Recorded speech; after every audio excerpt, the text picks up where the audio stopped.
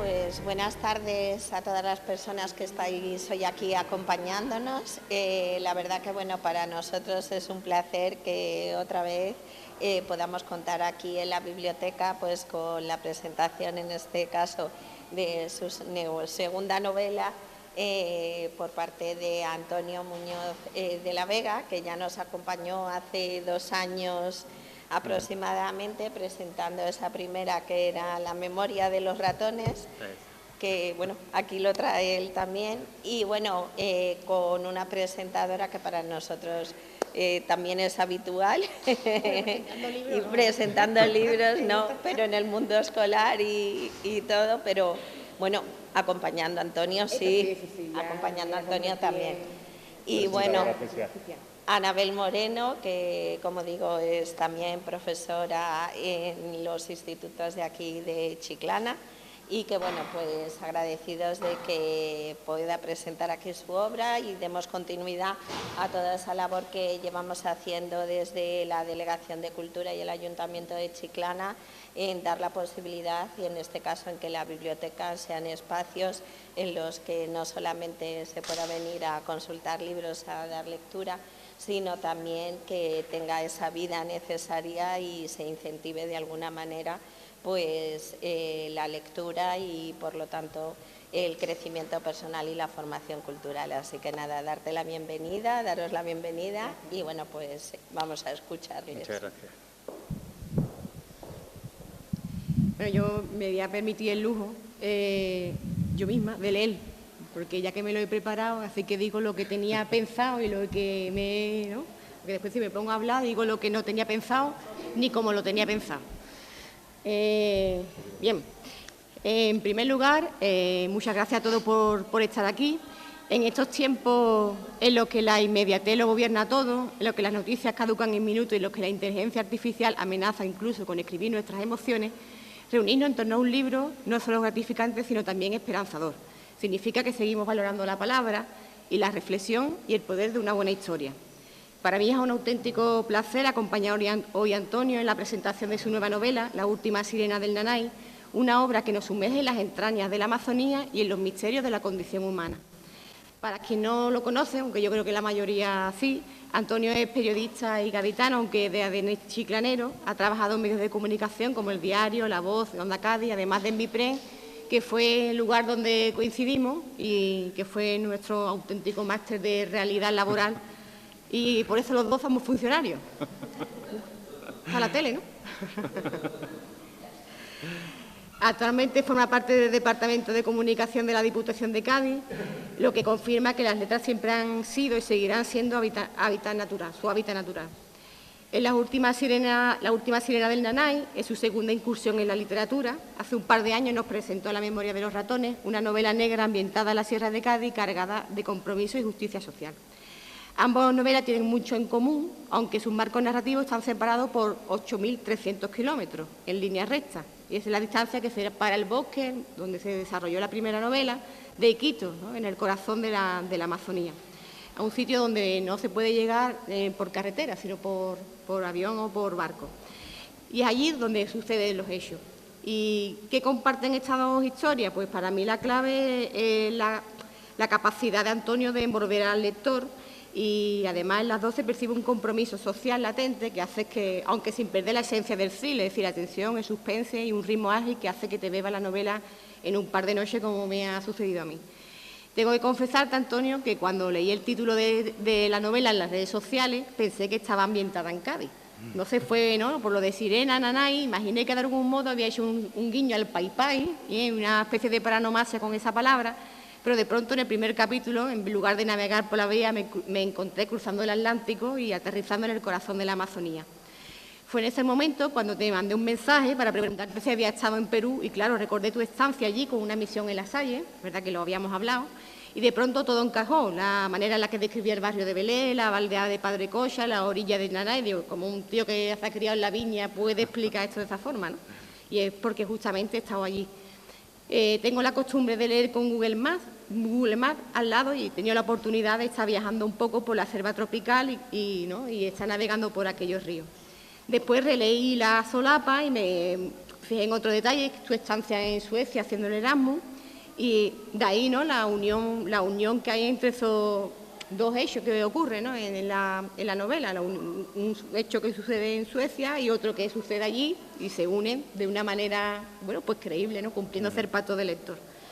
Dice que detrás de cada libro hay una historia también interesante, y esa es la que me gustaría centrarme para el público que aquí presente se anime a leer una novela negra de pluma gaditana. Antonio, el micrófono es para ti, pero vamos, que nos puede contar lo que quiera, pero que en principio, que cómo nació la idea de escribir esta novela. Pues bueno, muy buenas tardes a todos, muchas gracias por venir. Muchas gracias, Anabel, también por acompañarme una vez más y por esta presentación que me has hecho. Se nota que es profesora de literatura,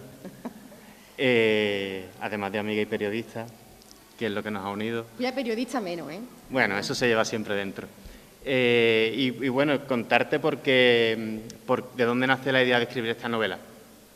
Es una idea que realmente no te puedo decir que nazca en un momento determinado, porque es una historia que me ha acompañado, creo que pues durante ya puedo decir que décadas, porque es cierto que yo viví una experiencia, participé en un proyecto humanitario en Perú, concretamente en la ciudad de Iquitos, en la aldea de Padre Cocha, en la ribera del río Nanay, que es un afluente del Amazonas, y fue una experiencia que a mí me marcó tanto, que siempre la he tenido ahí acompañándome y con una historia que he estado rumiando durante años y que ha ido creciendo, por supuesto. No sabía cuándo iba a ver la luz, pero sí sabía que en algún momento saldría.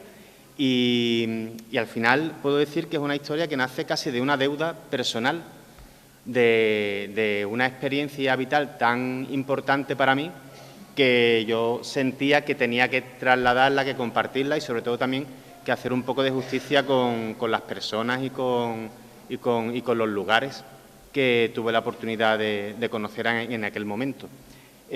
También es el fruto bueno, como hemos dicho, en mi segunda novela. Creo que como escritor he madurado en mis procesos creativos. Mi primera novela era como mucho más urgente, nace de una idea en un momento concreto y quise plasmarla. También es una novela muy ágil. Creo que es fruto de esa agilidad mental con la que lo escribí, ¿no? Pues creo que es la misma agilidad lectora que tiene la persona que accede a ella. Y en este caso no, en este caso sí es una historia que he madurado mucho más, para la que me he documentado mucho más, en la que he tenido la oportunidad de hacer converger dos experiencias mías personales, dejando claro que no es nada autobiográfico, ni que el protagonista soy yo, ni que me ha pasado nada de lo que pasa en esta novela, al menos de la trama principal, pero por eso creo que es una novela más madura y creo que tiene un fondo importante, ¿no? También que hay que ir descubriendo, claro. Ya me ha contestado la segunda pregunta, ¿no? Que justamente decía eso, que aquí hay un profesor también de lengua y nos cuesta mucho explicar en ocasiones y separar la figura del narrador y el autor, porque al final la maestra, los niños dicen, maestra, pero es lo mismo. No, narrador es la voz que cuenta la historia y el autor es que la escribe, pero es verdad que hay muchas veces que esta frontera, de hecho, una vez, ¿no?, estudiando, y Saramago decía eso, ¿no?, que el narrador no existía, sino que era siempre un propio personaje y que había una línea muy fina. Que, bueno, ¿cómo bordea ese autor y narrador en la obra? ¿Qué hay de ti en esa obra? Que yo creo que hay mucho, porque bueno, cuando tú estás leyendo a un autor que no conoces, pues no sabes si los hechos que estás contando pues son de su vida o no, pero en este caso pues es verdad que te conozco, últimamente nos vamos siguiendo por redes, pero es verdad que hemos coincidido en muchos momentos y hay cosas que son muy tuyas, ¿no?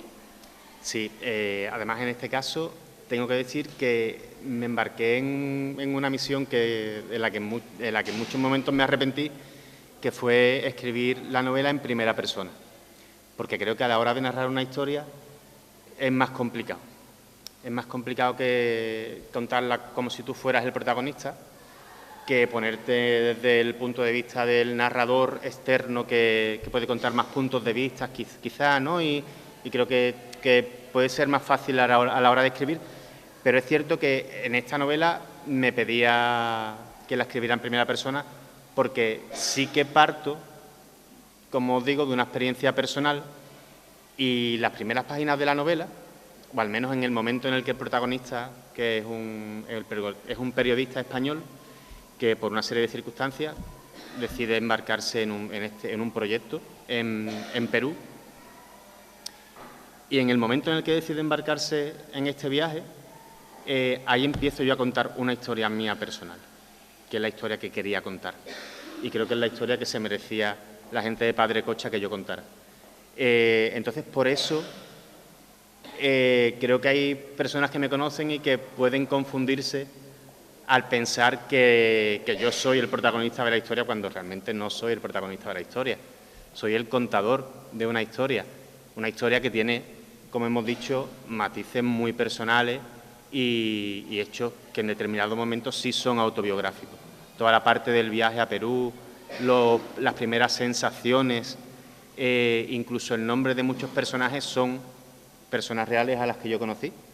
Y todo eso es lo que me lleva a contar la historia en primera persona y a que es verdad que aquí la línea entre el narrador y el protagonista pues se difumina un poco, es cierto. Y ayer hablamos justamente en clase de que en la novela una de las características era la libertad, ¿no?, de introducir distintos formatos y distintos discursos, ¿no?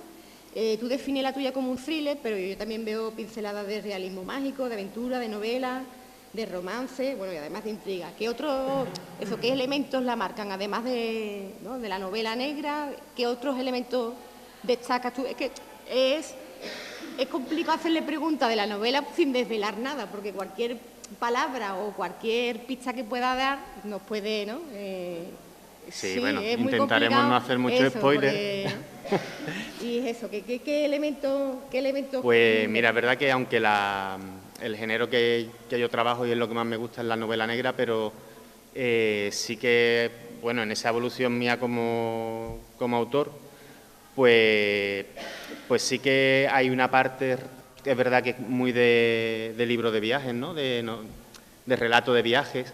Hay una parte muy social, porque de eso yo no me puedo desprender. Al final uno tiene que hablar de las cosas que le interesan. Y en este contexto en el que se desarrolla la historia, además, creo que es fundamental hablar de esa parte social, de unos conflictos que viven los personajes que nos pueden parecer absolutamente imaginarios, pero es que son completamente reales, porque es que quien no tiene la oportunidad de conocer esa realidad concreta no se puede imaginar que las personas se puedan enfrentar a unas vicisitudes tremendas casi a diario. Gente para la que lo más básico es un auténtico lujo, lo más básico desde nuestro punto de vista, por supuesto. No sé, yo que tuve la oportunidad de estar allí y en esa experiencia que te marca, cuando tú vuelves, el simple hecho de abrir un grifo o de darle a un interruptor y que se encienda una luz. Yo estuve en un poblado donde no había luz, donde no había electricidad, donde no había agua, donde los transportes son una auténtica odisea, donde la gente se muere por cosas que aquí te curas con una semana de antibióticos. Entonces, creo que es importante reflejar esa realidad sin caer en una visión paternalista o desde la superioridad moral, que también es algo que intento trabajar mucho en este libro, ¿no? Y es una contradicción permanente en la que están los personajes protagonistas.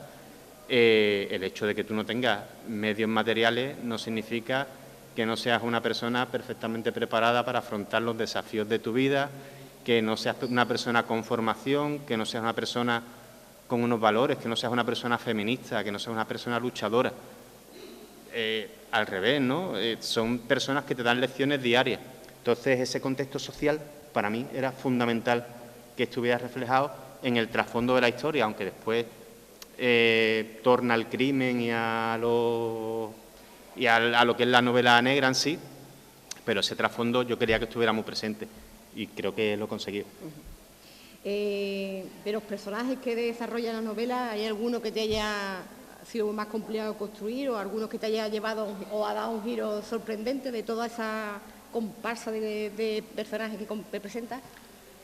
Pues mira, a la hora de construirlo, cuando uno se hace el esquema mental de una historia, normalmente hay, pues como siempre, sobre todo, y partiendo de la base que hay un protagonista y un antagonista, ¿no?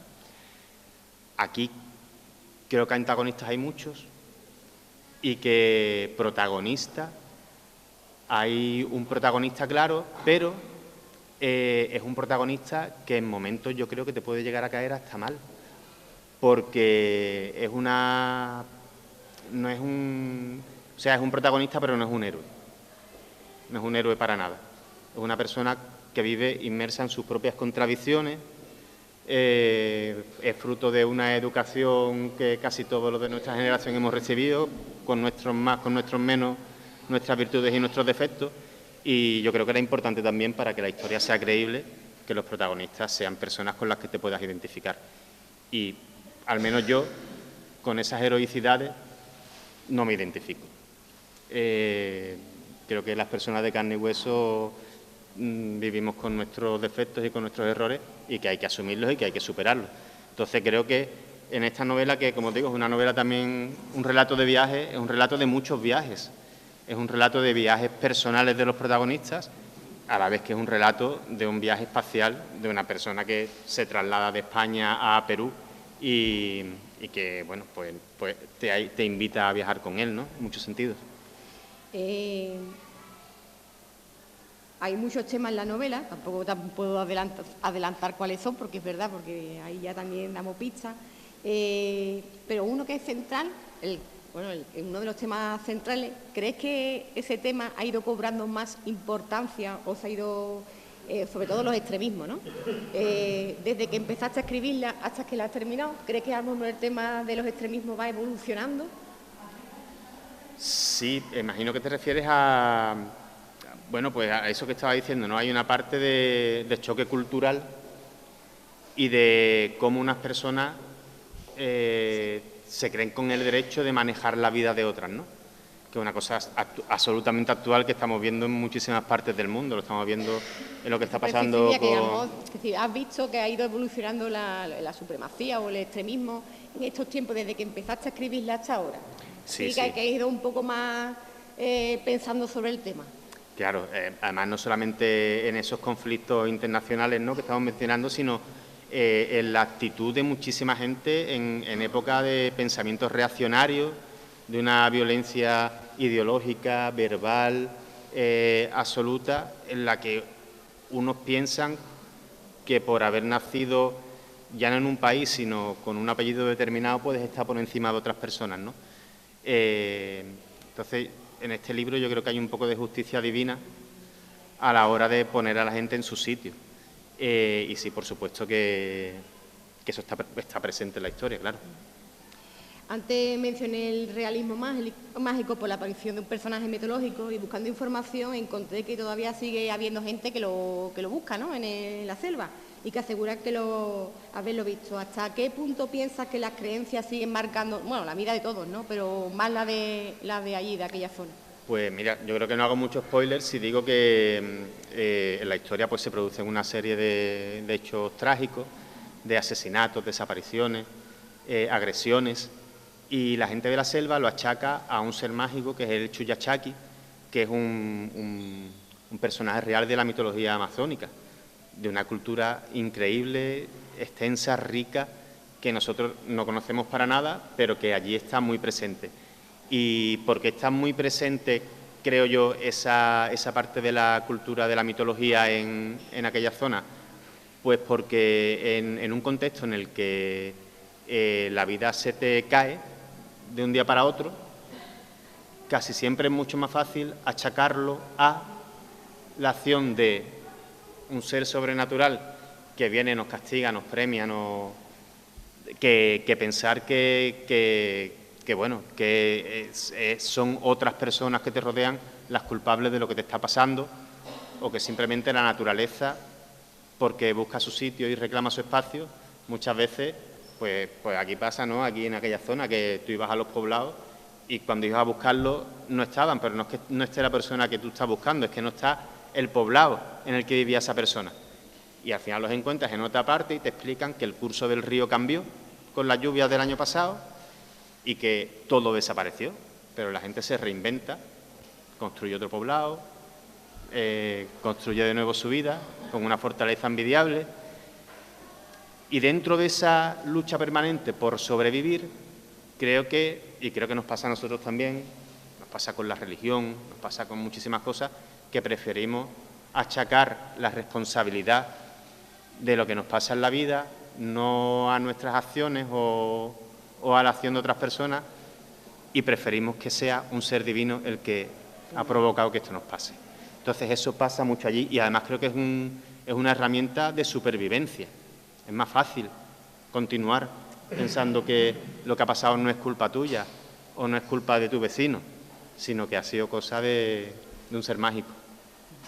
Antes hablaba de la religión concretamente y me acordé de mi preparador de oposiciones, ¿no?, que decía que toda la obra literaria se podía clasificar en dos, por la ausencia y la presencia de Dios. Y eso se me quedó a mí grabado, me hizo gracia. En esta novela la religión tiene un papel fundamental a través de la Iglesia. ¿Cómo definiría la función de la Iglesia en esta historia?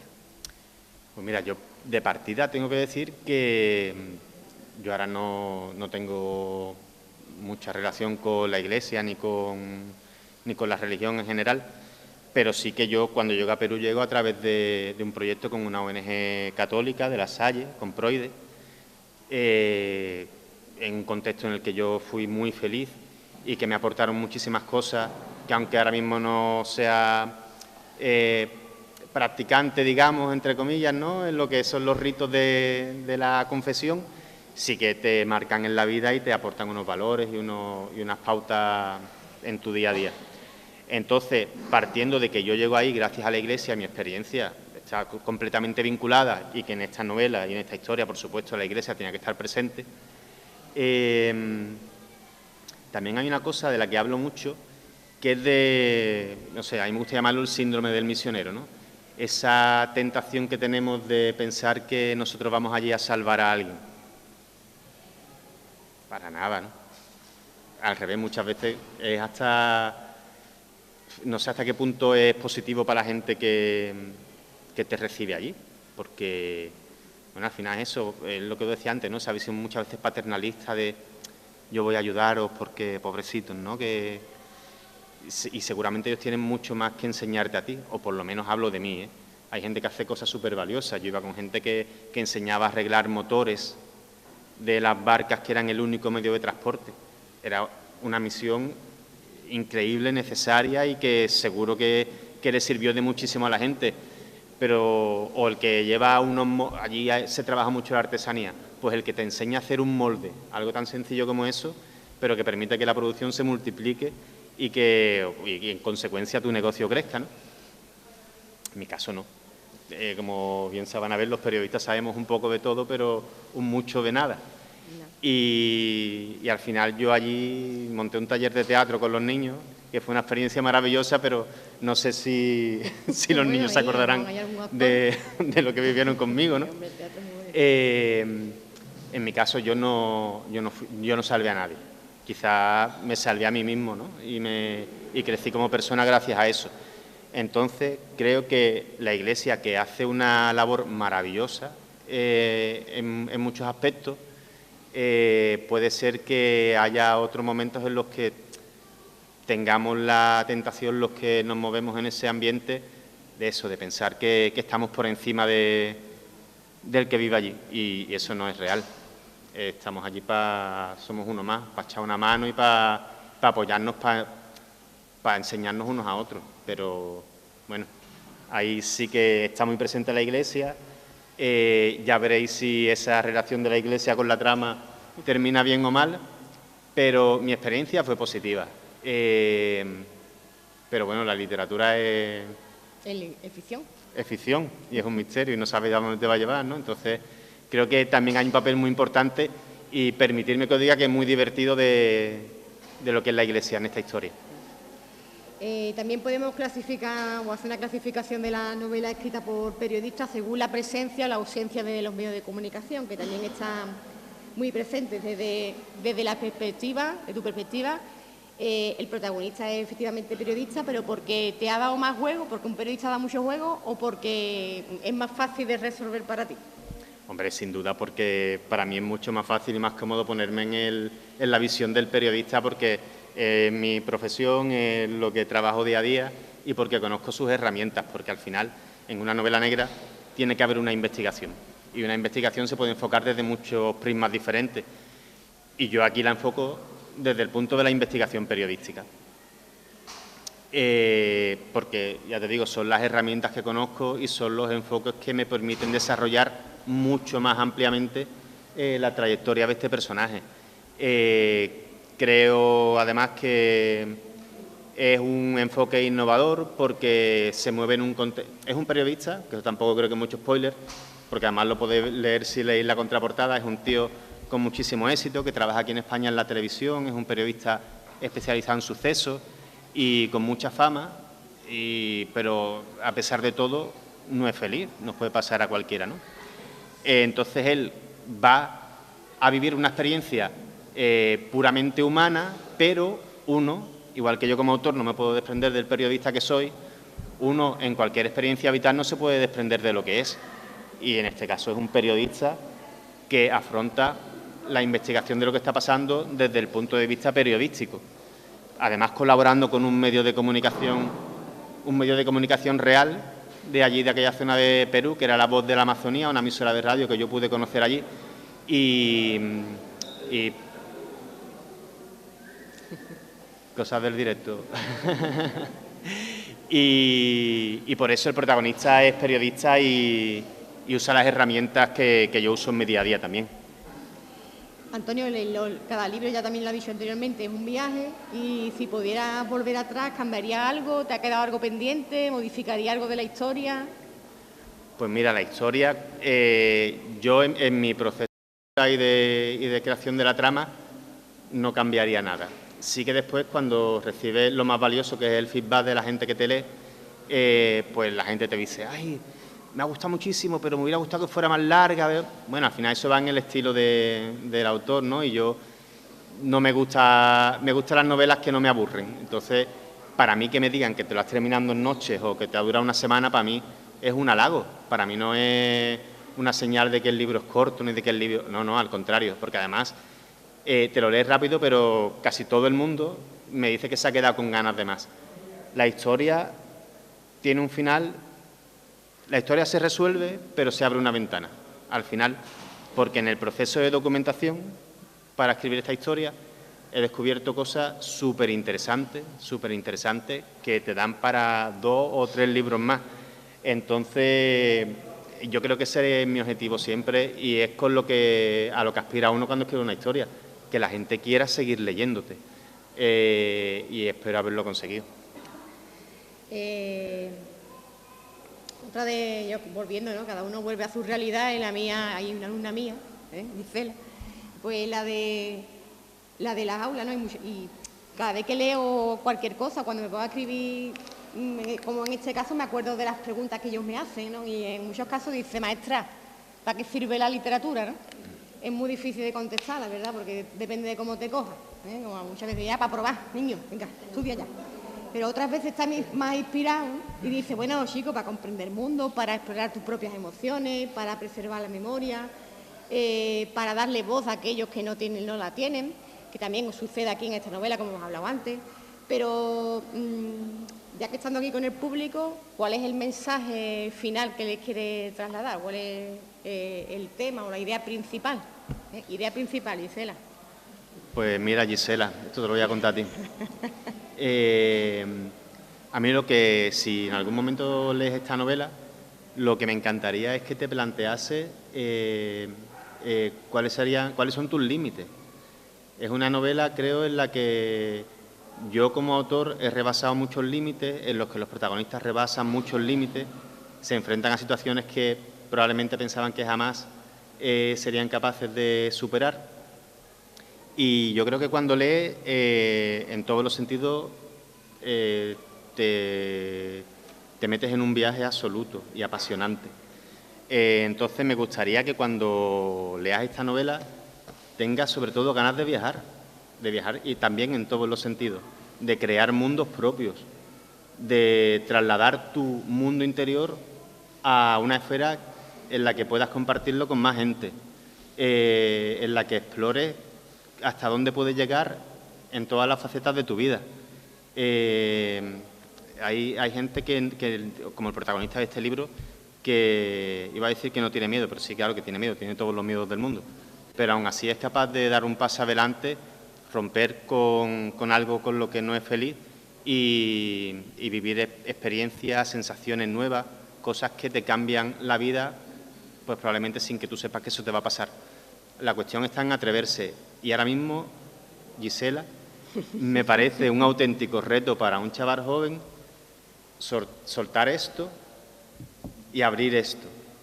Primero que abran el de lengua. Y después... Pero seguro que si haces un trabajo sobre esto, la profesora de lengua te va a poner una buena nota. Pero sí, me parece que pues... ¿Qué? Ah, venga.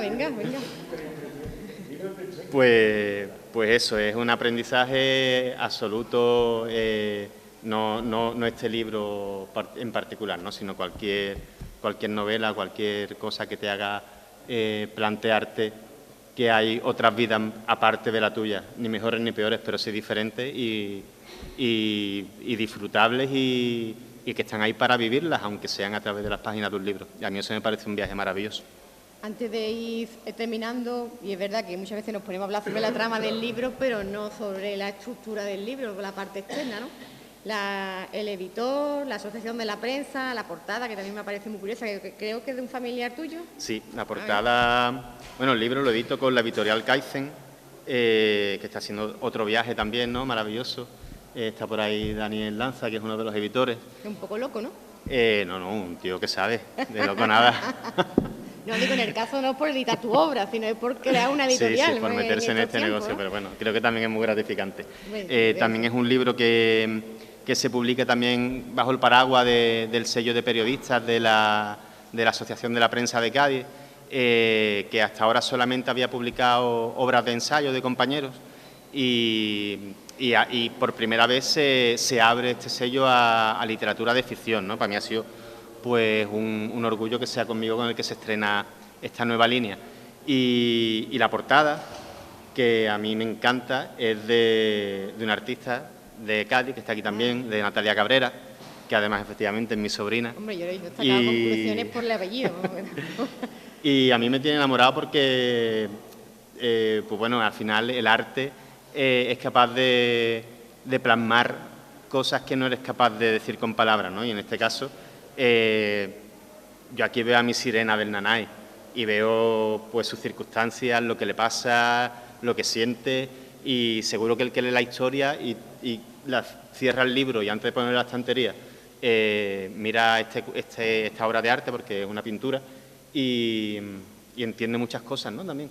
Entonces, pues bueno, a mí me encanta aún más este proyecto por las personas que me acompañan y por el lujo de tener a Natalia en la portada, dando la cara. Y ya Antonio, para ir terminando, bueno, si hay alguien que quiere hacer alguna pregunta o lo que sea, pero para ir terminando, para si nos puede adelantar si hay otro trabajo, ya sobre todo para ir preparándome para la siguiente, ¿no? Que no me coja de sorpresa, que si estás preparando algo. O... Bueno, yo siempre estoy dándole vueltas a la cabeza. Sí, claro que hay historias que ya van tomando forma y que me tienen también muy ilusionado, pero ahora sobre todo estoy centrado en la última Sirena del Nanay, en todas las cosas buenas que me está dando, en que sigue creciendo, que tiene todavía mucho recorrido, que estoy deseando que la gente me hable de los personajes, que eso es lo que más me gusta, ¿no? Que me pregunten por los personajes, que se acuerden de los nombres.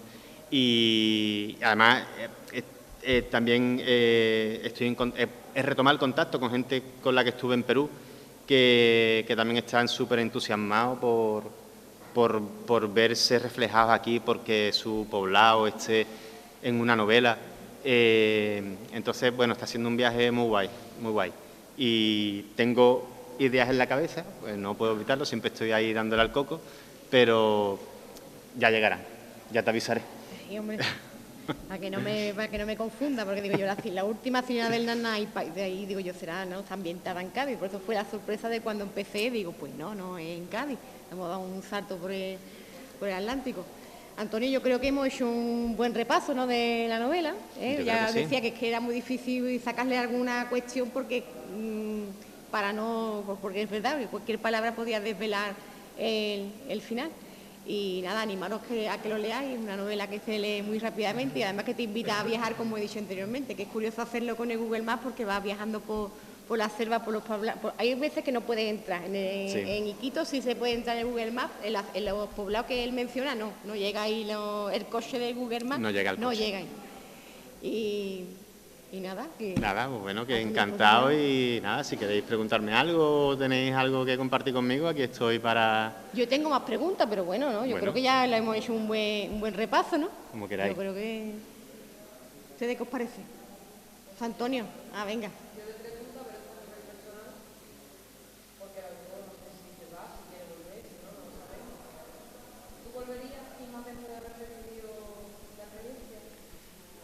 ¿Al escenario de la novela? Sí, claro, me encantaría volver. Y me encantaría volver con el libro en la mano y regalarle la historia sobre todo a la gente de la que nace. A la gente de la que nace porque nace de una deuda y la deuda creo que todavía no está saldada. Porque, bueno, a mí me parecería maravilloso que esto llegara allí y que realmente tuviera eco en aquella zona. Y me encantaría volver, claro. Eso lo tengo ahí, tengo la espinita y espero... Sí, pero al final te compensa. Al menos en mi experiencia inicial me compensó por completo. Y bueno, ahora la viviría desde otro prisma. Sí, seguramente y esto creo que no sé si es positivo o negativo, pero a lo mejor ahora lo viviría desde el prisma del turista, más que desde el prisma del cooperante. Sería una experiencia totalmente distinta, pero bueno, también yo soy una persona distinta, ¿no? Y intentaría hacer un turismo justo y solidario. Sí. Pues nada.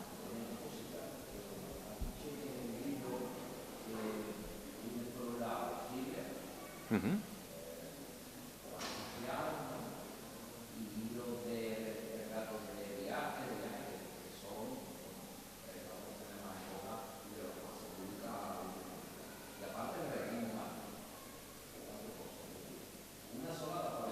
Bueno, hay novela de amor también, ¿eh? Sí, también, ahí nada.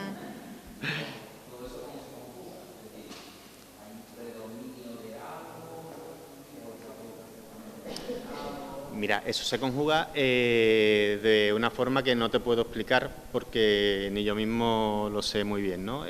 Porque tú partes de una idea y la novela es... o sea, la idea inicial es el thriller. Yo quiero escribir una novela negra.